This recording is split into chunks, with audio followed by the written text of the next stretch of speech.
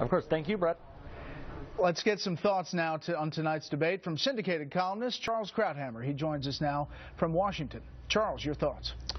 It was one of those rare debates where the outline and the conclusion, I think, is rather obvious. There's not a lot of ambiguity. The winners were the three governors, for sure, the ones with the most way behind who had to gain. Particularly, I thought, Kasich. He made his case as perfectly pitched for New Hampshire, of the guy who can appeal to independents to reach across the aisle, who's a moderate, a bit like the Obama appeal of 2008. I thought he was the most effective. Bush had his best night, had a good night presenting his own case, but also he nailed Trump on the eminent domain. He took him on, number one. And second, I think he really landed a blow. Although, as always, he didn't quite have the knockout in the end. The third was of course, Christie with that electric moment. You know, the one was "There It Is," which reminded me of President Reagan when he ran against Carter. He had that electric moment in one debate where he said, "There you go again," and the presidency election was over right there. And that, I think, it really hurt Rubio.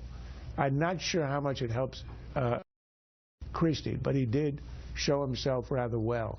Of the others, interestingly, I thought that Trump and Cruz didn't hurt themselves very much, but didn't help themselves. Each of them had fairly rocky nights. I thought Trump on the defensive in the way he was kind of nasty with Bush in saying, you know, attempting to shush him. Cruz, interestingly, retreated when he was offered a chance to hit or repeat his hit on Trump about personality and temperament. He shied away. He refused to pick it up. Of course, the moment that people are going to remember is Rubio, who I agree, I think it's Steve who pointed out, he had a very strong debate other than that. But unfortunately for Rubio, that moment is the one that's going to be remembered. So I think overall they had clear...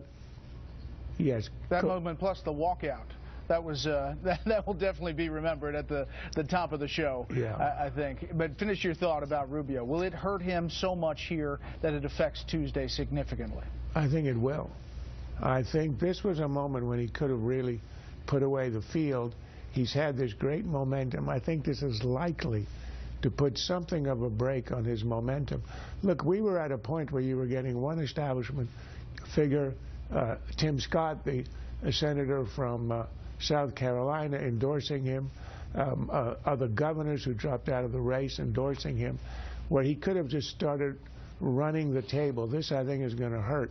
What's amazing to me is that he must have known that this was coming. He knew the outline. He knew the content of the attack. His strategy obviously was, don't return fire at Christie, just talk about Obama. That's always a popular thing to do.